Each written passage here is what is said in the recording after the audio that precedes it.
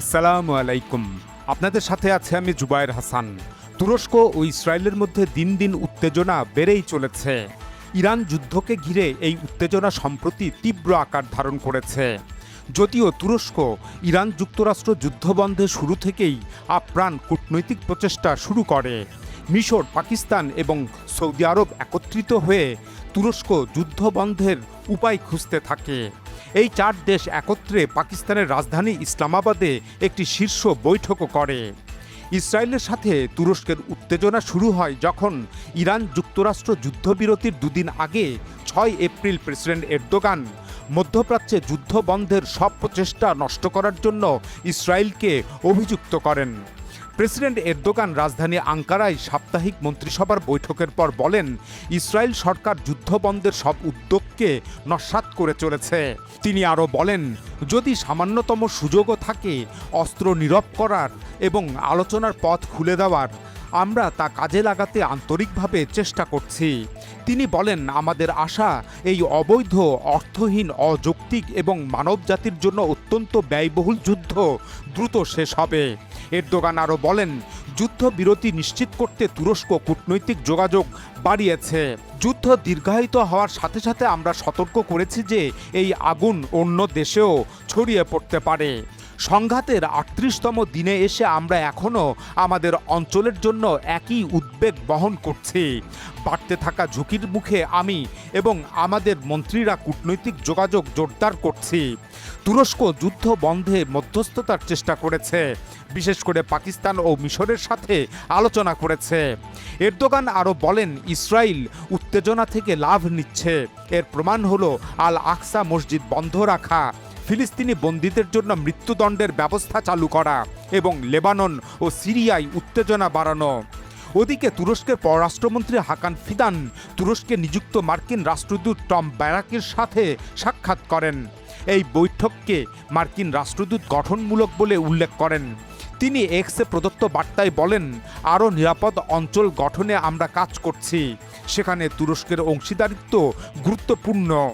উল্লেখ্য যে ওই দিন তুর্কি প্রধানমন্ত্রী হাকান ফিদান ইরানের পররাষ্ট্রমন্ত্রী আব্বাস আরাকজির সাথেও ফোনে কথা বলেন। তারা যুদ্ধের পরিস্থিতি ও অন্যান্য অগ্রগতি নিয়ে আলোচনা করেন।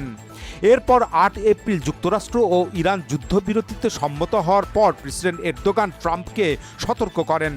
তিনি বলেন, এই যুদ্ধবিরতি নস্যাৎ করতে সম্ভাব্য উস্কানি ও নাশকতা হতে পারে।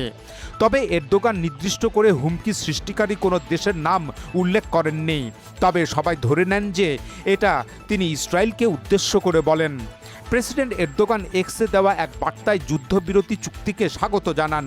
তিনি বলেন, আমরা আশা করি যুদ্ধবিরতি বাস্তবে পুরোপুরি কার্যকর হবে এবং কোনো ধরনের উস্কানি বা নাশকতার সুযোগ দেওয়া হবে না। ওই দিন প্রেসিডেন্ট এরদোগান ডোনাল্ড ট্রাম্পের সাথে এক ফোনালাপে ইরানের সাথে একটি স্থায়ী শান্তি চুক্তির আহ্বান জানান। তিনি বলেন, ৪০ দিনের উত্তেজনা ও ভোগান্তির পর যে ২ সপ্তাহের সুযোগ তৈরি হয়েছে তা স্থায়ী শান্তি প্রতিষ্ঠায় কাজে লাগাতে হবে। তিনি আরও বলেন, এই প্রক্রিয়া কোনো অবস্থাতেই ব্যাহত করা যাবে না এবং তুরস্ক এই বিষয়ে পূর্ণ সমর্থন দেবে। এদিকে যুদ্ধবিরতি কার্যকর হওয়ার সাথে সাথে তুরস্ক ইরানে ৩টি ট্রাক ভর্তি চিকিৎসা সহায়তা পাঠায়। তুর্কি স্বাস্থ্যমন্ত্রী কামাল মেমিজওগলু এক্সে দেওয়া এক বার্তায় বলেন, তিনি নিপীড়িতদের ক্ষত সারাতে চান।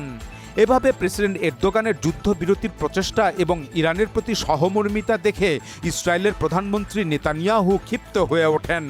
১১ এপ্রিল নেতানিয়াহু প্রেসিডেন্ট এরদোগানের সমালোচনা করে এক আপত্তিকর মন্তব্য করেন। তিনি এক্সে প্রদত্ত বার্তায় বলেন, আমার নেতৃত্বে ইসরায়েল ইরানের সন্ত্রাসী শাসন ব্যবস্থা এবং তাদের প্রক্সি মিত্রদের বিরুদ্ধে লড়াই চালিয়ে যাবে। ওই পোস্টে তিনি এরদোগানের বিরুদ্ধে ইরানের প্রক্সিদের আশ্রয়দান এবং তুরস্কের কুর্দি নাগরিকদের হত্যা করার অভিযোগ করেন। এ ঘটনায় তুরস্ক কঠোর প্রতিক্রিয়া ব্যক্ত করে। ১১ এপ্রিল তুরস্কের পররাষ্ট্র মন্ত্রণালয় ইসরায়েলের প্রধানমন্ত্রীর এক্সে প্রদত্ত পোস্টের কড়া জবাব দেয় এবং নেতানিয়াহুকে এ যুগের হিটলার হিসাবে অভিহিত করে।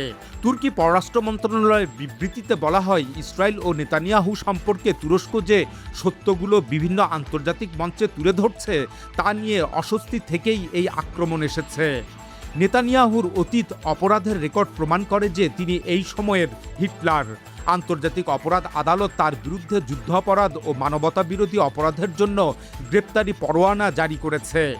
বিবৃতিতে সতর্ক করা হয় যে নেতানিয়াহু চলমান শান্তি আলোচনাকে ব্যাহত করতে চাইছেন এবং তিনি এই অঞ্চলে তার সম্প্রসারণবাদী নীতি চালিয়ে যেতে চান। তুরস্ক নিরপরাধ বেসামরিক মানুষের পাশে থাকবে এবং নেতানিয়াহুকে তার অপরাধের জন্য জবাবদিহির আওতায় আনতে প্রতিশ্রুতিবদ্ধ। ওদিকে এর আগে 10 এপ্রিল তুরস্কের একটি আদালত গাজায় মানবিক সহায়তা বহনকারী গ্লোবাল সামুদ ফ্লোটিলায় হামলার ঘটনায় ইসরায়েলের প্রধানমন্ত্রী নেতানিয়াহু, প্রতিরক্ষামন্ত্রী এবং জাতীয় নিরাপত্তা মন্ত্রীসহ 35 জনের বিরুদ্ধে অভিযোগপত্র দাখিল করে। অভিযোগগুলোর মধ্যে সামুদ ফ্লোটিলায় সশস্ত্র হামলার ঘটনা, গণহত্যা ও মানবতাবিরোধী অপরাধ রয়েছে। তুর্কি প্রসিকিউটররা অভিযুক্ত ব্যক্তিদের বিরুদ্ধে যাবজ্জীবন কারাদণ্ড চেয়েছেন। উল্লেখ্য যে 2025 সালের সেপ্টেম্বরে আন্তর্জাতিক জলসীমায় ইসরায়েলি নৌবাহিনী গ্লোবাল সামুদ ফ্লোটিলায় হামলা চালায়। ইসরায়েলি বাহিনী জাহাজে উঠে পড়ে। তারা মানবাধিকার কর্মীদের আটক করে ইসরায়েলের অভ্যন্তরে নিয়ে যায়। যাই হোক, এদিকে 12 এপ্রিল ইসরায়েলি প্রধানমন্ত্রী ইসরায়েল এরদোগানকে কটাক্ষ করে এক পোস্ট দেন। এক্সে প্রদত্ত ওই পোস্টে তিনি এরদোগানকে কাগুজে বাঘ হিসাবে অভিহিত করেন। তিনি লেখেন, ইরান থেকে তুরস্কের ভূখণ্ডে নিক্ষিপ্ত ক্ষেপণাস্ত্রের প্রতি কোনো প্রতিক্রিয়া না দেখিয়ে এরদোগান নিজেকে একটি কাগুজে বাঘ হিসাবে প্রমাণ করেছেন। এরদোগান ইহুদি বিরোধিতার আশ্রয় নিচ্ছেন এবং ইসরায়েলের রাজনৈতিক ও সামরিক নেতৃত্বের বিরুদ্ধে লোক দেখানো বিচার প্রক্রিয়া ঘোষণা করেছেন। কি ভয়াবহ এক হাস্যরসিকতা! ইসরায়েলি প্রতিরক্ষামন্ত্রী এরদোগানকে মুসলিম ব্রাদারহুডের সদস্য, হামাসের সহায়তাকারী এবং কুর্দিদের হত্যাকারী হিসাবে উল্লেখ করেন। তিনি আরও লেখেন, ইসরায়েল শক্তি ও দৃঢ়তার সাথে নিজেদেরকে রক্ষা করে যাবে, আর এরদোগানের উচিত হবে চুপচাপ বসে থাকা এবং নীরব থাকা। এদিকে ইসরায়েলি প্রতিরক্ষামন্ত্রীর এসব মন্তব্যে পুরো তুরস্ক জুড়ে তীব্র প্রতিক্রিয়া দেখা দেয়। এই উত্তেজনার মধ্যেই 12 এপ্রিল প্রেসিডেন্ট এরদোগান ইসরায়েলের বিরুদ্ধে সামরিক পদক্ষেপ গ্রহণের হুমকি দেন। তিনি বলেন, প্রয়োজনে তুরস্ক ইসরায়েলের বিরুদ্ধে সামরিক ব্যবস্থা নিতে পারে। ইস্তাম্বুলে অনুষ্ঠিত ইন্টারন্যাশনাল এশিয়া পলিটিক্যাল পার্টিস কনফারেন্সে বক্তব্য রাখার সময় এরদোগান ইসরায়েলের বিরুদ্ধে ফিলিস্তিন ও লেবাননে বর্বরতা চালানোর অভিযোগ করেন। তিনি বলেন, রক্তে কলঙ্কিত এই গণহত্যার নেটওয়ার্ক শিশু, নারী ও নিরীহ বেসামরিক মানুষদের হত্যা করে চলেছে। এটি কোনো নীতি বা মানবিক মূল্যবোধ মানছে না। এরদোগান অভিযোগ করেন, যুদ্ধবিরতি থাকা সত্ত্বেও ইসরায়েলের হামলার কারণে 12 লাখ লেবানিজ তাদের বাড়িঘর ছাড়তে বাধ্য হয়েছে। অথচ যুক্তরাষ্ট্র ও ইসরায়েল উভয়ই লেবাননকে বর্তমান ইরান ইসরায়েল যুদ্ধবিরতির অংশ হিসাবে অস্বীকার করেছে। প্রেসিডেন্ট এরদোগান ইসরায়েলি পার্লামেন্ট নেসেটে সম্প্রতি পাশ হওয়া ফিলিস্তিনি বন্দীদের মৃত্যুদণ্ডের বিধানের কঠোর সমালোচনা করেন। পরে সাংবাদিকদের প্রশ্নের জবাবে এরদোগান ইঙ্গিত দেন যে তুরস্ক ইসরায়েলের বিরুদ্ধে সামরিকভাবে এগোতেও পারে। তিনি বলেন, ফিলিস্তিনে যা ঘটছে তা ঠেকাতে আমাদের শক্তিশালী হতে হবে। যেমন আমরা নাগোর্নো কারাবাখে গিয়েছি, যেমন আমরা লিবিয়ায় গিয়েছি, তেমনিভাবেই আমরা তাদের ক্ষেত্রেও একই কাজ করতে পারি। আমাদের সামনে কোনো বাধা নেই, আমাদের শুধু শক্তিশালী হতে হবে, তাহলেই আমরা এই পদক্ষেপ নিতে পারব। এদিকে প্রেসিডেন্ট এরদোগানের এই বক্তব্যের পর ইসরায়েল নড়ে চড়ে বসে। ইসরায়েলের রাজনৈতিক বিশ্লেষকরা বলছেন, ইসরায়েলের জন্য তুরস্কই এখন নতুন ইরান। এরদোগানের বক্তব্যের পেছনে একটি সুসংগঠিত পরিকল্পনা রয়েছে। এই পরিকল্পনার লক্ষ্য একটি নতুন সুন্নি বলয় গড়ে তোলা, যা আঞ্চলিকভাবে ইরানের ভূমিকার বিকল্প হতে পারে। তুরস্ক ইসরায়েলের জন্য ক্রমবর্ধমান কৌশলগত হুমকি হয়ে উঠছে। তুরস্ক নীরবে মধ্যপ্রাচ্যে একটি নতুন সুন্নি জোট গঠনের চেষ্টা করছে। ইরান যদি দুর্বল হয়ে পড়ে, তুরস্ক সেই শূন্যতা পূরণ করতে চায় এবং সেই প্রক্রিয়ায় সৌদি আরব, মিশর ও পাকিস্তানের সাথে তুরস্ক মিলিতভাবে কাজ করতে পারে। আর এর মাধ্যমে মধ্যপ্রাচ্যের শক্তির ভারসাম্য নতুনভাবে গঠিত হতে পারে। তবে তুরস্ক বলছে, ইসরায়েল দখল করা নয়, বরং তুরস্ক এই অঞ্চলে মানবতা রক্ষায় পদক্ষেপ গ্রহণ করবে। এখন এ পর্যন্তই। আল্লাহ হাফেজ।